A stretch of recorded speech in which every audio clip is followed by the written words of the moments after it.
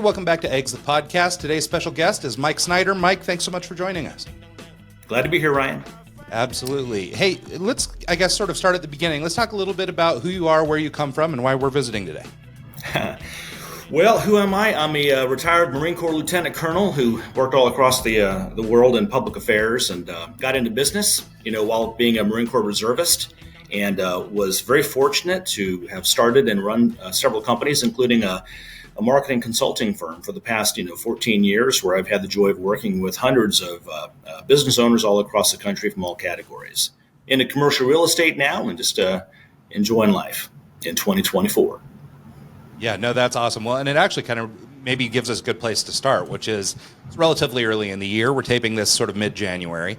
We're just kicking off 2024. I wonder if we could talk a little bit about just sort of any trends or things that you've noticed in sort of the marketing landscape, but then also as it pertains to your expertise specifically. Things that might be new or interesting or what's next. I mean, obviously, we're hearing a lot about AI and things like that, but, what are you seeing playing out in the marketing landscape? Oh, that's interesting, right? I mean, I was there at least when the internet was invented. I was there when cell phones were invented. It's just funny how technology, and even in the military, they teach you, right? The art of military warfighting follows the science. And in business, the art of business follows the science. So yeah, AI, right? I'm not going to get into it. Hey, it's computers. I mean, we all dealt with it in business. It'll be a new thing. Running it is funny because, I've been in the advertising and digital marketing categories, right? And so, I used to consult with clients on what their yellow pages ad should look like. And then I was also there when I said, stop buying a yellow page ad and start this thing called search engine optimization. And so, yeah, companies absolutely ought to be taking a look at AI. It's on the radar. We're using AI in our businesses to write blogs and get, and digital art and stuff like that. And so it's impacting us.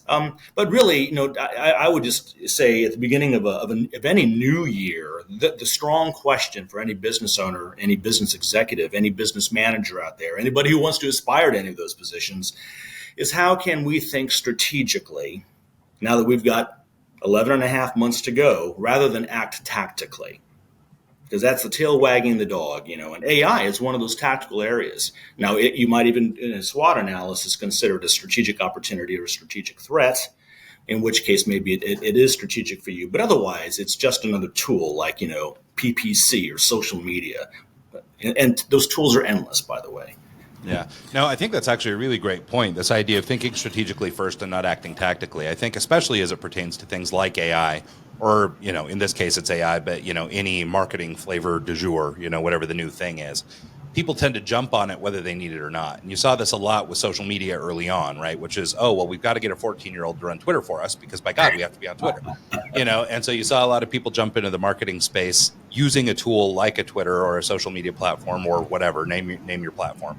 And the reality was they didn't do any strategic planning prior. They were just like, this is a new delivery channel. We need to use it. And didn't really think that much about it.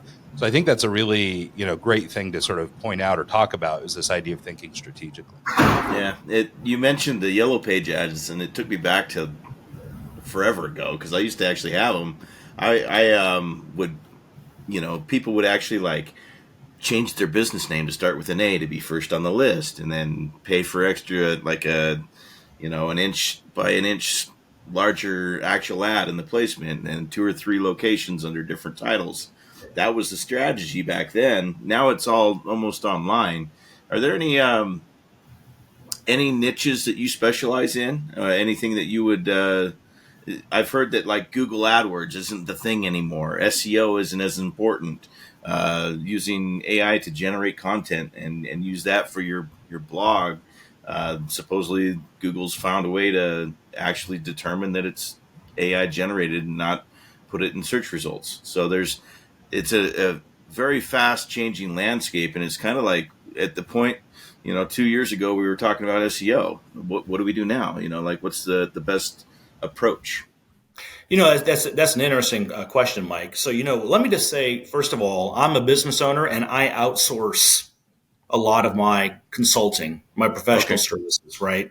I try not to be a lawyer. I try not to be an accountant. I don't even like doing payroll, with our 30 employees. And so, when it comes to what you're talking about, this rapidly evolving marketing communications landscape, I just look, business owners, don't try to be the expert here. I'm not saying hire us. I'm just saying get somebody on your side who really is proficient in all of those landscapes you're talking about, Mike, right? I mean, it is amazing how often Google changes an algorithm and all of a sudden your SEO is all messed up, and you got to have professionals who are on top of it. And when I say on top of it, I don't even mean like, with one company. I'm not talking about diversity of companies, diversity of industries, taking the learning, the cross-industry applications, whether it's in all of these tactical areas you're talking about, and getting it fixed before it's even an issue. So, I think that's critical. I mean, marketing, it used to be about that Yellow Pages ad or, a television ad, and now it's not. It's a technology. Matter of fact, we like to say we're a TES company. We're a TES industry. We're technology-enabled services. You can't do anything in marketing anymore without there being some sort of application technology. We spend hundreds of thousands of dollars a year on these technologies that aren't Google. And I'm not talking about media spends. I'm talking about, the software, that goes and facilitates and, optimizes all of the executional areas. And it's, for a retired Marine Corps lieutenant colonel, I'm like, you know what? Give me the good old days. Give me a pen and paper, but can't go back. And so I've got a lot of smart, youngsters, so to speak, under 30, who live for this stuff.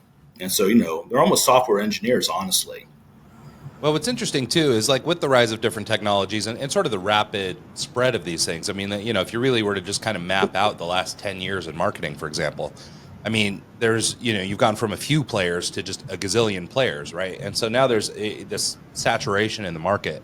And I almost wonder, or maybe it's because of my age, I'm hoping and praying, that there's actually a reversion back to some fundamental stuff, some of the things that we learned, which we get a little bit distracted by the shiny new thing, right? This is the new technology. And like back to our conversation about tactical use versus strategic use, we get into using these platforms because it's the thing to do. Hey, AI can save me a ton of time writing this article. I'm not paying attention to the fact that Google's not crawling it because I've put out, basically plagiarized, article. Like I just had, AI write it for me. And so we're not looking at the long tail effects of using these technologies, but rather just doing stuff to do stuff, it seems like. And so I wonder, just given your experience in the industry, the amount of time you've spent at it, and now, with your experience in I don't know how old you are. I think we're probably sort of contemporary, but like you've got this disparity between sort of your age and the age of the people who are coming to work from you. The things that you were exposed to as you proceeded through, life or school or whatever your trajectory was like, versus what they're going through, what they're learning in college and the platforms they're growing up on, that sort of thing. There's such a dichotomy between your educations as it pertains to marketing. Are you finding that there is sort of a reversion back to just fundamental knowledge and that like all this new cool stuff is new and cool and maybe it does make some things easier, but at the end of the day, it really goes back to some marketing fundamentals?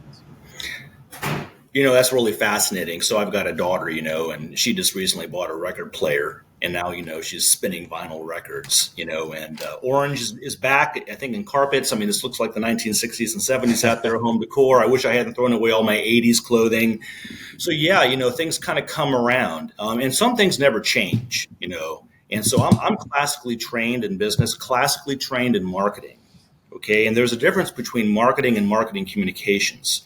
Everything we're talking about, websites and video and SEO and even AI, is marketing communications. It's how you execute. Take that off the table. You're asking the most important question, I think, in business, and that is, what is marketing and how do we achieve it and excel in it? And a lot of business owners don't understand.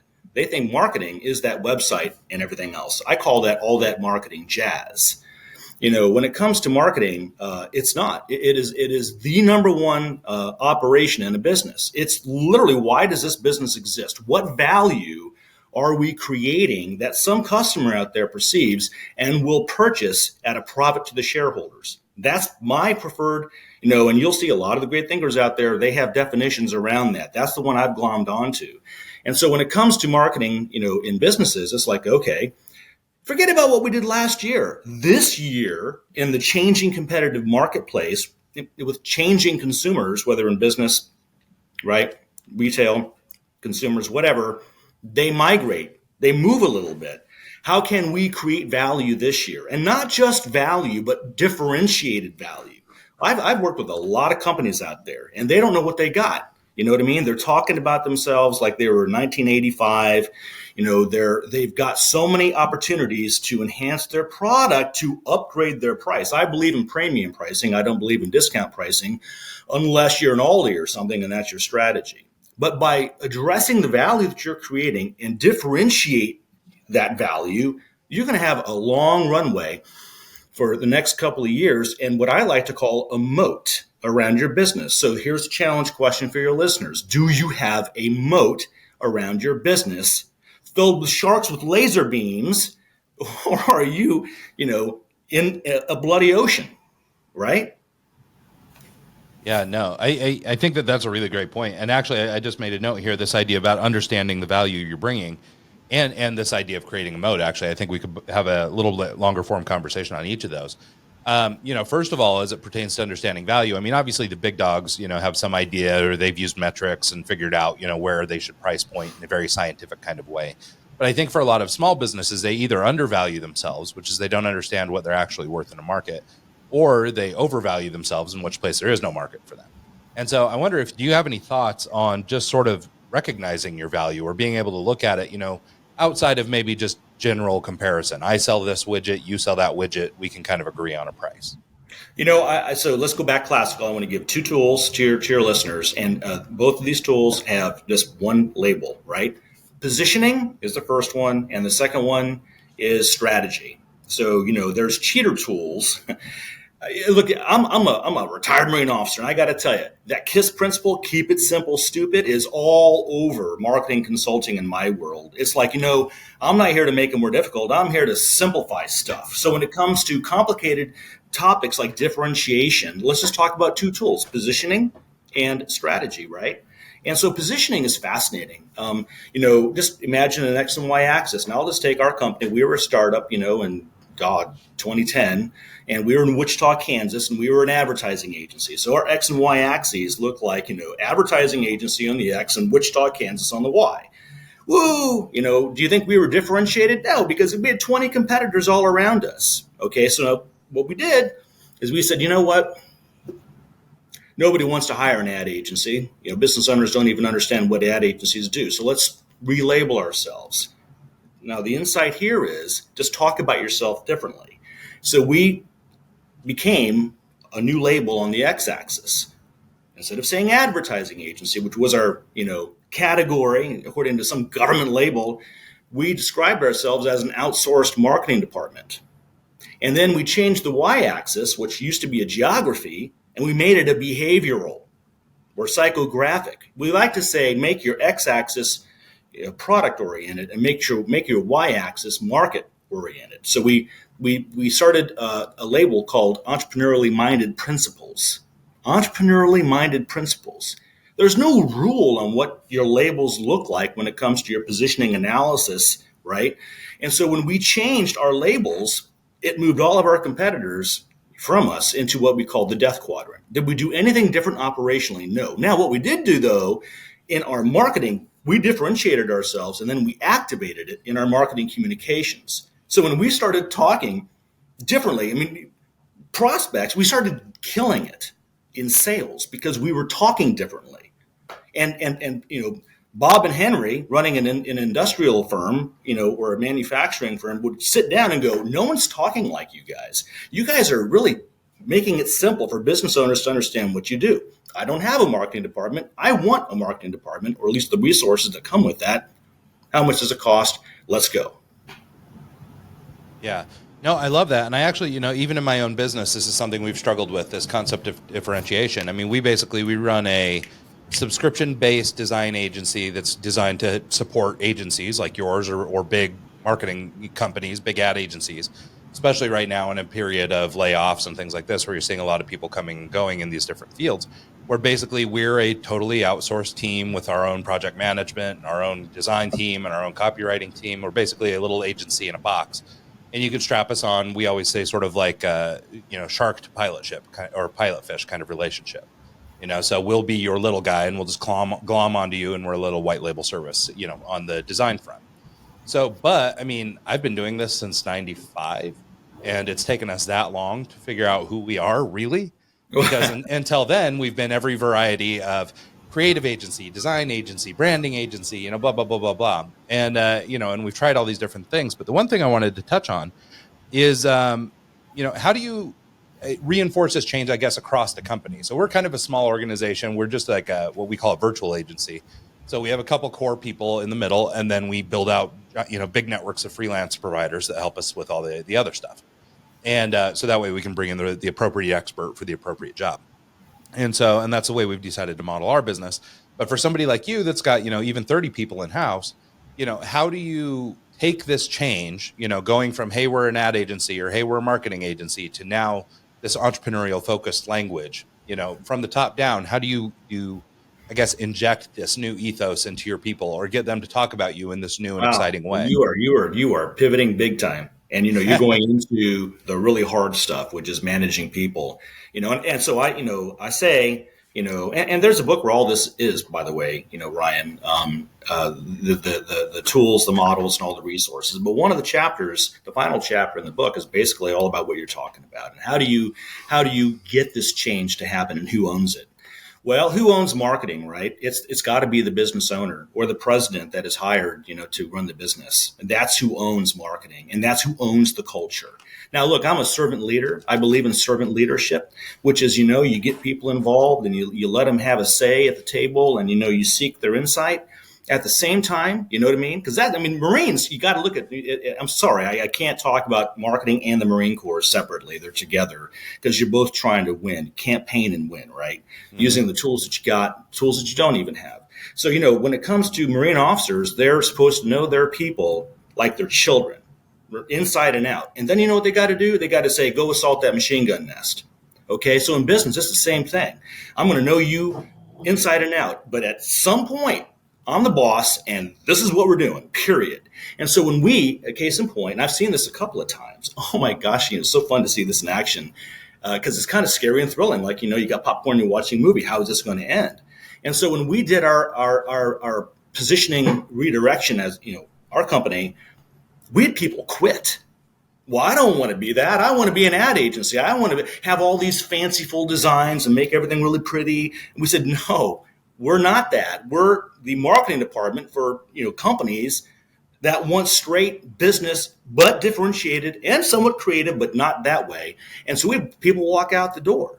And then we had to change how we were recruiting account service people, right? The young marketers working, because, they had to be oriented towards a principal and not a marketing director, blah, blah, blah, blah, blah.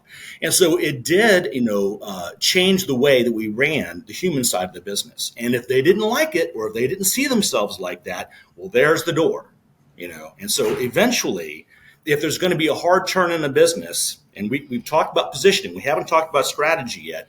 Look, I'm not saying fire somebody who's been loyal to the company for 30 years, but if they can't make the turn, you're going to have to get them off that management team, or just have a real honest conversation, and say, look, we thank you for your naysaying. We're past that. Stop. All right. Well, yeah, no, I think that's really smart. I think there's so many businesses that actually don't go through with the pivot because of employee say, versus following through with sort of their hopefully leadership who is hopefully visionary.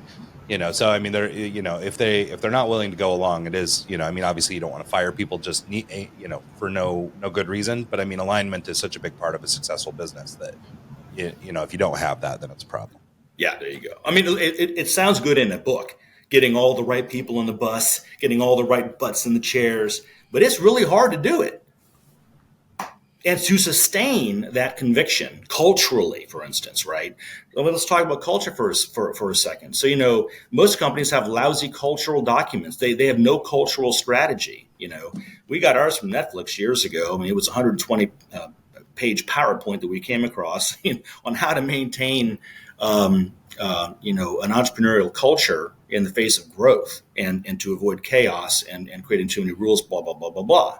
And their strategy was this thing called stunning colleagues. Well, we stole that, thank you very much, because they probably spent hundreds of thousands of dollars on this, cultural statement, and we got it for free because somebody put it on the internet. And so, our company's culture, our strategy is, and ask yourself anything that is, what is your strategy for your culture? Ours is stunning colleagues, right? A strategy statement should be no longer than 3 words, short. Anything longer than that, like, well, our culture is about having people of integrity who provide value for our clients at price points they can. That's not a culture. That's nothing, actually.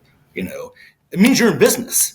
You're honest people. Thank God you're not criminals. Why put that in your cultural statement, And so we're like, no, we're a culture of stunning colleagues. We make mistakes. We clean up quickly. We maintain the edge. We're not going to tolerate mediocrity. Mediocrity gets fired. I mean, that's a direction. People go, I want to aspire to that.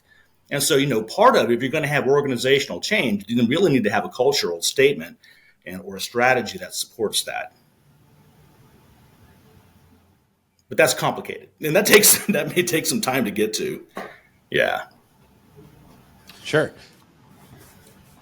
So we talked about positioning. Let's talk about strategy. You brought it up. What's some? All right. Yeah, marketing strategy is really tough to get your mind around. Although I got a cheater tool for you, and this cheater tool in America, at least, is really, really, really, really, really works. Then I have an example. The cheater tool is one word when it comes to developing marketing strategy, and it's called easy. How do we make it easy for our customers, our clients? I don't care what category you're in. Now, your listeners are probably thinking, whoa, what does that mean? I got to augment, I got to change our core product or service? Well, maybe. There's the 4 Ps, right? Classical marketing. Product, price, place, and promotion. So, yeah, if you want to take your product and you want to make it easier, you can. You want to make your price, for instance, just take a couple of cases in point. And these are all strategies. So we were very early movers in taking marketing services and putting it on a subscription, a flat monthly subscription. And I'm not talking about hours that eventually at the end of the year get chewed up. No. We committed to, let's just say, $5,000 a month. And my God, I mean, initially we were losing our shirt on those subscriptions because operationally we had to train our people to fit their time into that, for instance, right?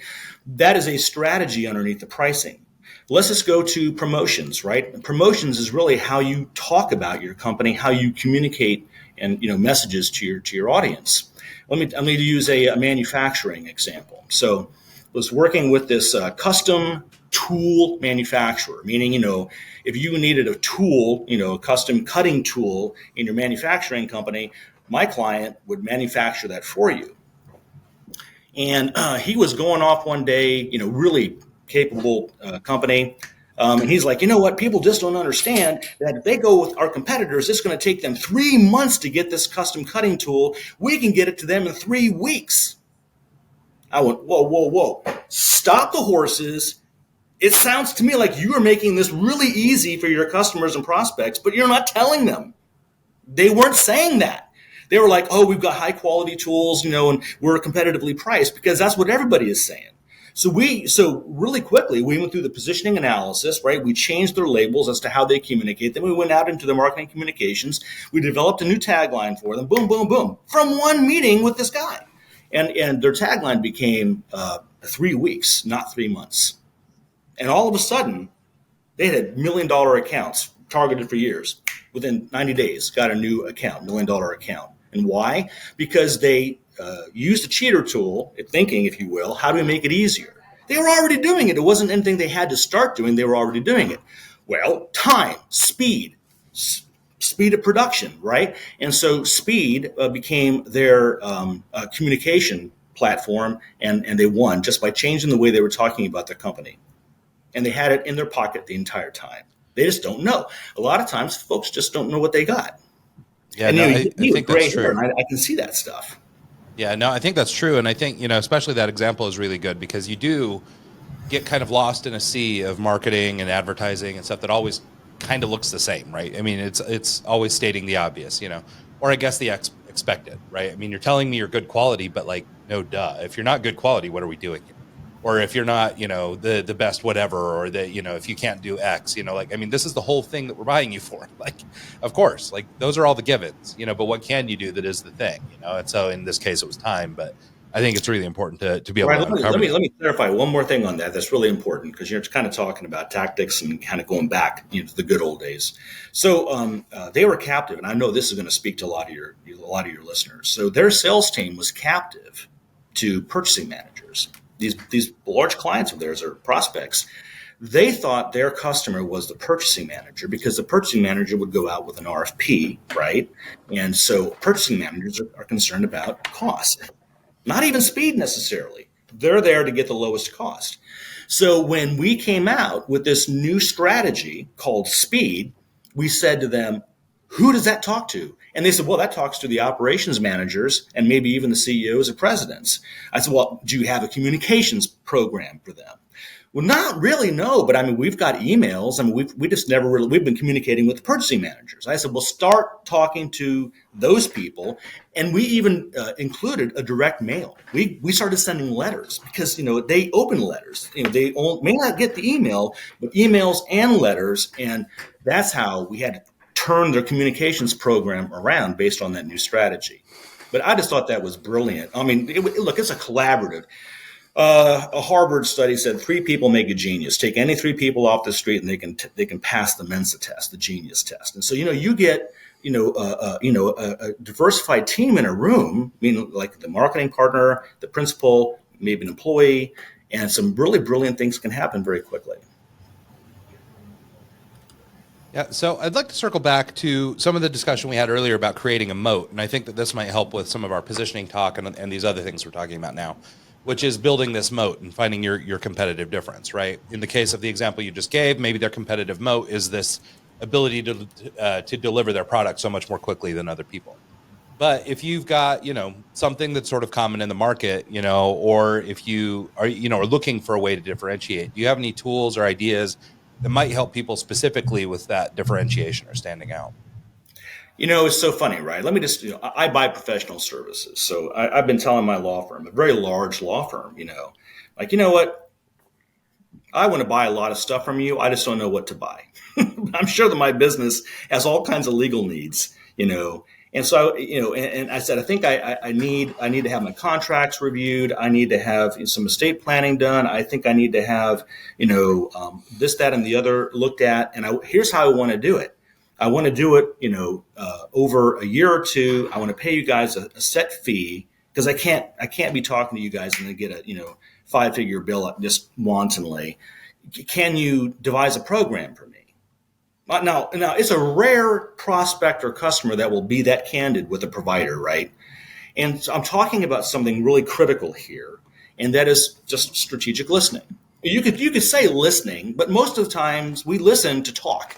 I'm listening to you so I can have a response. I may not actually be listening to what you're saying. I'm just devising what I'm going to say. So I like to put strategic listening in front of that. So it's like, am I actually listening? And look, I mean, this is basic stuff. But if you're a president or senior exec out there listening, when's the last time you actually listened to a customer? Or are you getting your listening through your sales team? Are you getting your listening through market research?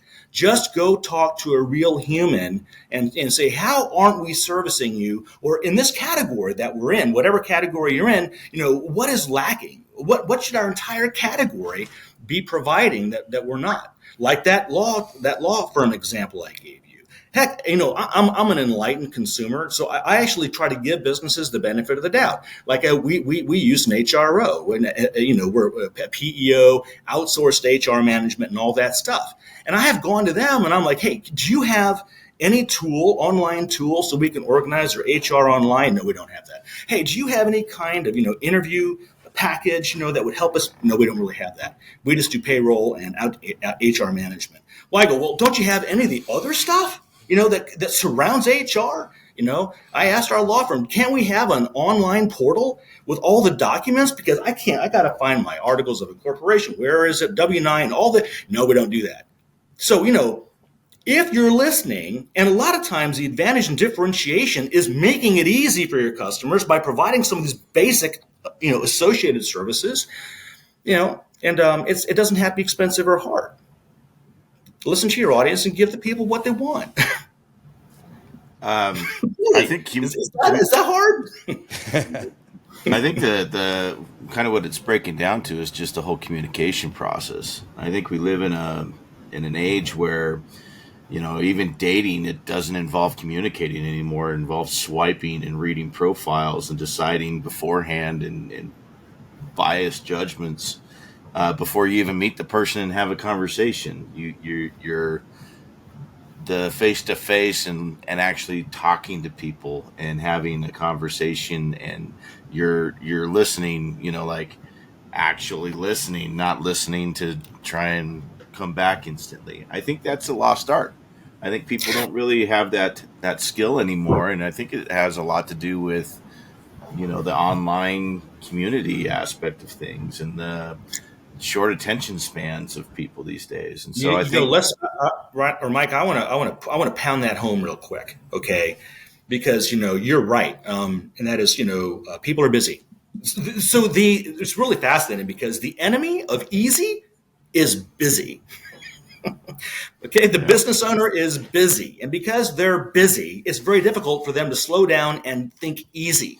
Because they're thinking complex, complex, complex, complex. Solve problems, solve problems, solve problems, right? So when I went to the owner of that HR firm, not a small company, a big company, and I said, look, can't you just provide some sort of a software solution so that we can have all of these, our performance reviews saved online and people can review one another or give praise on, he was boink. He wasn't prepared to listen to that. And he said, no, that'd be complicated for us to do. But he wasn't thinking about the moat. First of all, if he had done that, and no one else is doing that, then guess what? He is increasing his retention of this account. It's becoming sticky. The claws are getting into the client, right? But they don't look at it that way. They're not thinking retention. They're thinking acquisition. I got to sell something today. Well, the number one rule in revenue is don't lose the clients you got. Okay.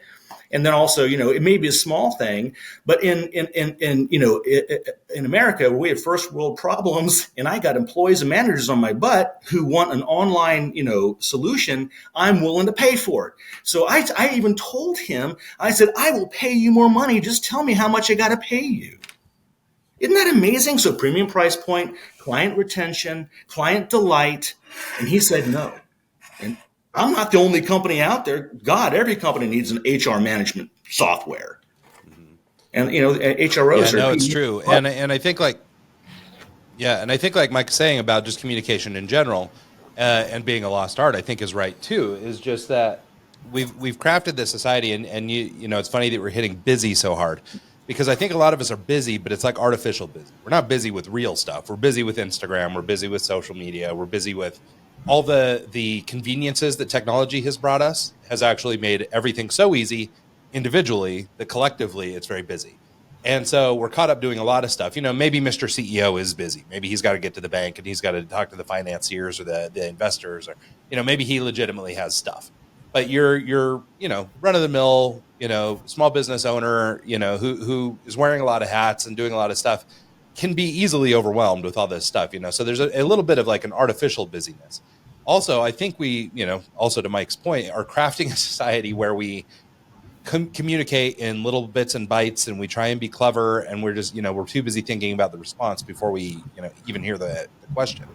And so we're crafting a society where that doesn't work as well. And so I wanted to ask, for as far as like a marketing tool and a channel, and for a lot of businesses, does social media, and this is a really broad question, so don't worry, you don't have to have the answer, but is social media or digital marketing more generally a good idea for most small businesses? Meaning, or really the question I'm trying to get to the bottom of is, would we all just be better served to go back to the olden days and talk to people and have human interactions and build relationships, kind of in a traditional way, versus maybe the broader reach of a digital marketing way? Because I just look at, again, looking at my own business, I'm going, okay, well, I'm not going to win a lot of business on social media because I have a complex product or an important product, and I need to have a conversation with some agency owner or a creative director or an executive manager of some variety who's going to talk to me about their, agency has got overflow and we need some creative resources. So I'm going to have a conversation with somebody. They're not going to see me on Twitter and be like, okay, well, we're going to fire off that $15,000 check. Here you go, buddy. It's like, it's just not going to work for me. So I'm wondering, if in general terms, do you feel more strongly or more powerfully about human interaction, or sort of, getting back to some fundamentals again, this idea of better communication and things like that? Wow, man! I'll tell you what, Or I got a are good we going to answer. be just fine if we just kind of keep pushing the digital line? Well, let's just it's not a yes or no kind of response. It's a shape. It's a shaping response. If you shoot your rifle all directions with enough bullets, you're going to hit something, but that's going to be very expensive and it's going to take more time and look stupid, right? At the same time, never forget, I think it was United, that old United commercial, where it's like, we've forgotten who our clients are. And so the sales team at United, that were getting airline tickets on their own to go and see their clients, right? So on one hand, you've got social media. On the other hand, you've got your sales team, for instance. Well, so which is more important? So there's two things to bring up. One is called media richness theory, and it's a marketing principle, which says, of course, meeting face to face conveys more information than a letter or an email. And it's just because, of course, we can see hand gestures, face gestures, nonverbal communication conveys a crap ton of information, not just words. On the other side is the decision-making process, right? There's a model for that. And it says that people have to go from awareness to understanding to interest to desire to purchase, and repurchase, a 6-step decision-making model. And so, yes, on one hand, the classical approach of having people talk to people is going to be most effective. At the same time, it's going to be towards the end of the decision-making funnel, not the beginning. We know that 75% of business owners, do their purchase research before ever contacting a salesperson. So therefore, I come to the end of my answer. You have to have a broad marketing communications platform to give the people what they want. They want the ability to research stuff online first. And so, it should all lead towards communication with a very well-informed salesperson who knows, they've done their research, and now we're going to go in for the closing decision. Now, when it comes to marketing communications, unfortunately, the answer for most businesses is you have got to be putting out content all the time. And I don't mean just like blogs or social media. I'm talking videos, talking about, research papers. I mean, whatever that looks like, but you got to be putting out a lot in rich media format, audio files, podcasts, videos, and not just like product videos. It's like, look, man, I want to, have a video series featuring your engineers. Have your engineers talking about this process or their background or anything that differentiates. Because if you're a manufacturer, for instance, and your competitors aren't doing it, and I know they're not, but you are, and your prospects are like, I like the way that engineer thinks. I need that kind of perspective on my team. And the sales team, they're not going to be preaching up their engineers. So let marketing communications do the work. And that might be under a strategy, because everything you do ought to be underneath the strategy. Yeah, I was going to say, and that kind of lends back to that idea of strategy, right? So it isn't, like you said, it's not a yes or a no. Do we use digital marketing or in-person marketing? It's both. And, but what do we do it for, right? So we're meeting in person strategically because it makes sense to rub elbows with people every now and then and look people in the eye.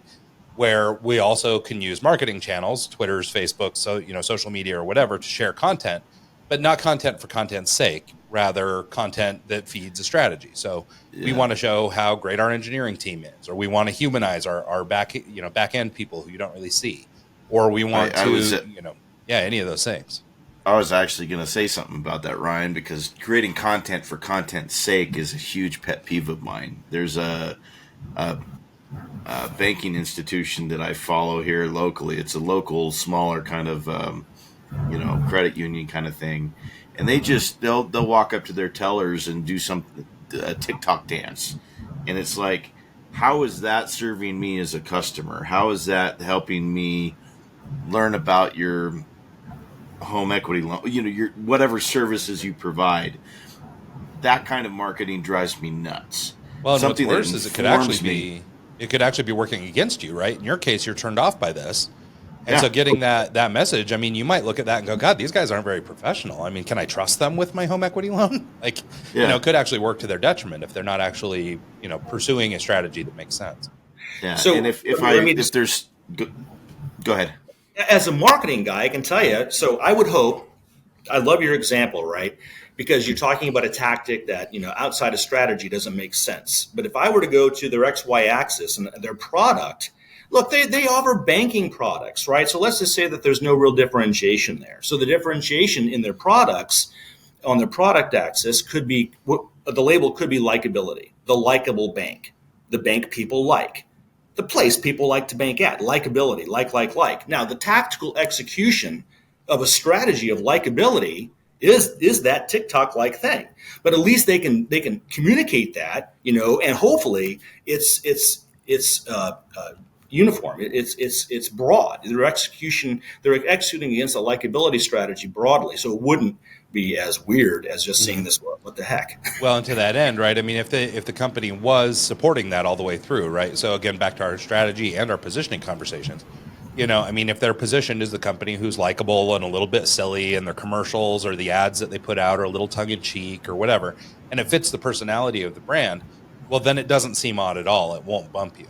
But if the problem is that they seem very professional, all their ads are in business suits and they look like they're ready to just do serious business, and then you've got, the secretary Molly down the hall doing a TikTok dance in the way, you're going, well, what's going on with Molly? Like, how come she's not as serious as everybody else? And so, I mean, so I guess to all the points that we've made throughout this conversation, positioning and strategy are sort of the keys here, right? Because it really is. It Totally just changes the tone entirely of what this stupid social media content is, right? I mean, if they're funny people and we know them as funny people, it's not weird when they be funny. That's correct. Now, and by the way, I mean, marketing can be complex, right? Because there's the retail division of the bank, and so even your divisions can have different strategies, So maybe the retail division is likability, and meanwhile, maybe the commercial division is all about, education. So, because I've had very few banks actually educate, right? So it's like, what aren't banks doing? Well, they need to educate you on balance sheets, educate you on P&Ls, educate you on cost cutting. They're not doing any of these kinds of things that contribute to a healthy P&L. So what? You can qualify for their damn loan. Right. Okay. Yeah. So, even your product divisions can have different strategies. Yeah, nope, I think that's right, and it's probably good to kind of point out the nuance there, that it's not always so simple. Maybe in the frame, or through the frame of the small business that makes one widget and this is our thing, you might have a little bit more simplistic approach. Where if you're a marketing company, obviously the commercial guys are lending to different folks than the retail guys, so so it makes sense that they might have alternating strategies or different strategies. Or maybe there's like a global brand strategy, and then there's different by division. Totally, so lots of different ways to look at that. So I wonder, we're getting into maybe the last quarter hour here. I wanted to talk a little bit about, you've got a new book out, The Great Marketing Lie. I wonder if we could talk about your book and just sort of what one might find in it, and a little bit about the process of creating that. Well, so interesting. Thank you for asking that. So there's a story behind it. So I had a great opportunity several years ago to teach an MBA class, right, at a regional university. And so they gave me this book to teach from, and it was, about strategic marketing, and it was 800 pages. Oh, geez. I didn't have marketing, in this MBA class. They were full of purchasing managers and HR managers and accountants and lawyers, and none of them were marketing people. And I'm like, damn. So it was like death by marketing definition. 800 pages of just you need to know this, need to know this. And the one thing that the book really didn't teach were the fundamentals, not in any kind of clear way. And frankly, I did not even concur with some definitions of marketing plans or marketing strategies. A lot of times people make things really complex, and that's where the title of the book came from. Because I took my curriculum, and my class was scored the top class out of the entire MBA program, because I just didn't teach the damn book. I taught what really works in the real world. And I still taught. I gave quizzes on the book. Don't worry if you're listening, they're Newman University people. But that curriculum became basically the outline for this book, The Great Marketing Lie. And I'll tell you what the lie is, because our entire world conspires. Maybe guys like Simon Sinek, or the fellow who wrote The Purple Cow, I forgot his name. They actually boil it down. Yeah, thank you, Seth Godin. They actually boil it down. They get it. But when it comes to folks like me or academic professors, big marketing consulting firms, they it's so hard. It's so hard. You have to hire us. then they come in and they have to make it hard in order to justify a big fee. Now, I'm not kidding. This is the way the world works. And so, boiling it down into, a few tools that could create a moat for a business owner that they can do themselves. So the great marketing lie is that it's hard, when the answer to that is no. It's actually really simple, because look, we're surrounded by marketing. We make marketing decisions every day. Marketing communications is hard, but marketing itself is, absolutely. Humans are really good at it. I'm sorry, you are both wearing hats. I'm not wearing a hat. You made a marketing decision to buy a hat based on some need that you feel, both of you, right? Meanwhile, I don't like hats. I'm a non-hat guy, no hat. So, you know what I mean? We make marketing decisions. Everything around us, look at that light up there, or wherever, here it is, right back there, the whiteboard. We buy things every day based on marketing decisions. So if we reverse engineer why we're making those decisions, then we'll become better marketers just by every day. Like, when I first, got into advertising years ago, I would just drive down the road looking at billboards, trying to reverse engineer who they were trying to talk to, what their message was, how they were differentiating themselves. So practicing. So I don't know, talking about, the book, it's like, basic classical stuff that is made easy with the real tools to do this with your management team. It's a funny thing, folks get the book, and I hear from them and they're like, yeah, I bought some for the management team because we're going to take this to the annual retreat and we're going to go over this strategy development exercise. We're going to go through these 5, questions that get to your positioning analysis, and so is do it yourself, because marketing is not hard. And it's funny you mentioned. It's funny you brought up the hats, because I specifically. I shop for blank black hats that are non-branded in any way, shape, or form, because I'll be in one city one week and I'll be in another city the next week and doing different things music related in front of large crowds.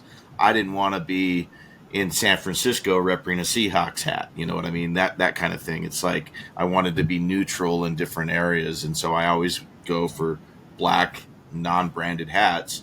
And I always wear a hat because I'm balding. That's pretty much it. So it's like one of those things that it's like I've always been a hat person. I've never not worn a hat, but I'm very specific on what hats I wear because I don't want to represent something that might offend other people in a different market. Yeah, and conversely, like for example, the hat decision that I've made is, or that I've made in this particular case, is these are just hats done up by designers to look like sports teams. They're not really sports teams; they just look like them. And so, but they're just really cool designer stuff that designers have created. And, I support art and I support designers. And so I think they're very cool. And so for me, it's a design statement, where Mike, it's actually trying to be not noticed, I guess. So anyway, but no, so it is really interesting, because you're right. We do make marketing decisions all the time. And it's funny because you guess you don't think about it, right? But even as we sit down and I'm still broadcasting from my desk because of the shoulder issue I've been having, but I'm using blue lights. I'm using, I've got a piece of artwork sitting back here. I've got, these different things that I've done, and those are all to your point, marketing decisions, right? These are all things that I'm deciding to put out there. I want people to see this little illustration I did. I want, people to see the cool hat brand I'm wearing. Whatever it is, and so that's kind of, marketing, or I guess the final output or the end of a marketing decision, that people are getting to see. Even my little water jug, people don't see it because the camera cuts away, but I have a Liquid Death water jug. So even when I'm not drinking a can of Liquid Death, I've got my Liquid Death water jug. And so, but it's branded water, or my Dutch Brothers cup that I'm, lifting up every couple minutes, and so it's funny, because even for myself as somebody in the industry, and we work more on the design side than the marketing side, but a big part of our design is, living up to marketing strategy. So, so even given my relationship to that stuff, I hadn't viewed even those decisions as being marketing choices on my end. So I think that's a good way of looking at things, or another, a new lens to look through for maybe a small business owner or somebody who just wants to think about the way they're putting themselves out. I think when it comes to, it's unfortunate, it really is, because, every company in the world is, and I don't care whether it's a nonprofit, government, it's all founded on marketing. You are providing some value to somebody who's offering you either their loyalty or their money. Their they're following you by way of, you're persuasive and they're voting for you, whatever it is, So every company in the world does marketing, but marketing is really one of the most amorphous and least treated areas of a business. Operationally, maybe there's Six Sigma, or there's, certifications, and all this other stuff, right? Financially, there's audits and there's, optimization models, blah, blah, blah. But when it comes to marketing, it's very, very, very difficult for a small business owner to say, okay, there's lots of books on it. We talked about Seth Godin, and Simon Sinek, and I absolutely love, the why factor, and that's actually in the book too. But when it comes to like positioning analysis, the important stuff, and marketing strategy, cheater tools, and the art of storytelling, because so many people don't even know how to talk about the product or service of their business or their brand, And so, we pulled together the best of our learning over the years and put it into that book, And so really in that book, and I'm not trying to sell the damn book, you can get it for free, and I think on raptors.biz, okay? So, you can download at least a good many of the chapters, go do it. But when it comes to taking a young management team, and they come from other disciplines, and unfortunately, who tends to be the marketing manager? Some glorified graphic designer.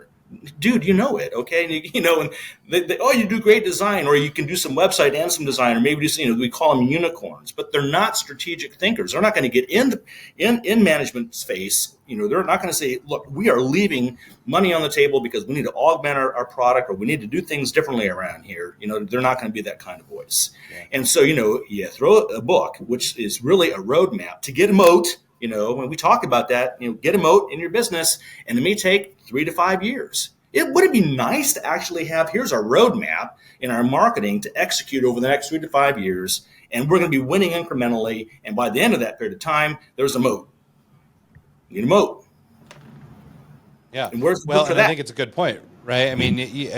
To sort of use this moat metaphor, eventually you have to dig the moat. Somebody's got to dig this moat, right? You don't just often find a place where you've got a moat. Unless you have island access or something, so you're in a position where you've got to dig your moat. So it makes sense that, even if you have started a company, and maybe just by virtue of your product, you've got a moat just naturally.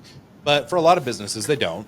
A lot of people start businesses based on a skill they pick up, or something that they like to do or whatever. And a lot of people may like to do those things. So it is really difficult to differentiate. And so if you've got to build a moat, purposeful thought about that is critical. And I think, maybe a book like yours can help, elaborate on some of that stuff for people. Because I think, even if, we were talking about the 4 Ps earlier, but really just this positioning one can do so much for you in terms of, building your moat, helping you resolve a strategy, even all the way down to your pricing and things like that can really sort of be devised by positioning and by knowing who you actually are.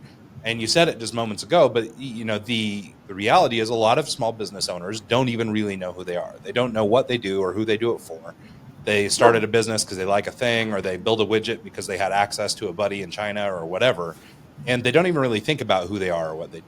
And so I think, either through tools like yours, through this book, or maybe through this podcast, people get the spark to go, you know what? I just need to take a few minutes and be introspective.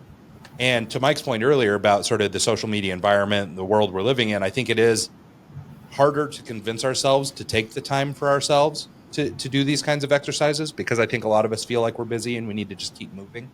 But I think that there's some real value in stopping and thinking and doing, and then getting back to work. Well, Ryan, I think you're looking, wow, this is fascinating. You're hitting on something really important. God bless it all. At the same time that I'm saying, we need to create all this content because, of course, the decision-making model and all that. So we're trained as people now to just jump from the next piece of content to the next piece of content, to always we're content flooded, And what you're saying is so true. And I like to communicate that as well, which is stop. Don't just put whatever you're reading down and go on to the next piece of content. Dissect it. Maybe don't just sit on it for the next year. I'll never forget, when I read 7 Habits of Highly Effective People. It took me a year to read that book. I was riding the Staten Island Ferry. It's 1990. I'm in New York City. And I outlined the entire book. It took me a year. I did an outline while reading the book and processed the entire thing. Who does that anymore? Yeah, no, it's true. It really is. So here in our closing minutes, do you want to just take a quick minute, let people know how they can track you down? Maybe if they'd like to find a copy of your book, they could do that, or chase down your company there in Wichita? Well, I appreciate that. The Great Marketing Line, Six Truths for Biz Owners and C-Suiters, is available on Amazon and Audible. You can communicate with me through rappers.biz. Rapper USA is a strategic marketing consultancy. And through those means, you can also, if you need marketing execution, RSM Marketing in Kansas City and Wichita. We do that for hundreds of clients across the nation. And I just need to say something, which is, when we started our firm 14 years ago, we were just a Wichita ad agency. And really, we're talking about scaling, right? And the strategies that make that happen. And that's really what we've been talking about. It's all about scaling. You want to run a small lifestyle business, that's fine. But if you're dissatisfied and want to get from A to Z or K to L or whatever it is, then you need to scale that word. Scale. How do you do that? Well, that's what we're talking about here. I love and it. If we can help, I'll have a free conversation with anybody, because honestly, this is all about American entrepreneurialism, and we can't have enough of it. It's what propels our country, and it's religion to me, right? Not capitalism, but helping business owners be successful. Because I'll tell you what, I got a mortgage on my home tied to my business, and I know a lot of others do. And keep our homes, grow our business, hire employees, and make our communities great. I like it. Speaking like a true Marine. I like it. So cool. All right, Mike. Well, thank you so much for taking the time to visit with us today. It's been awesome. Thank you so much. Appreciate it. Absolutely. And thanks so much to everybody who tunes into the show this week and every week. And see you guys next time.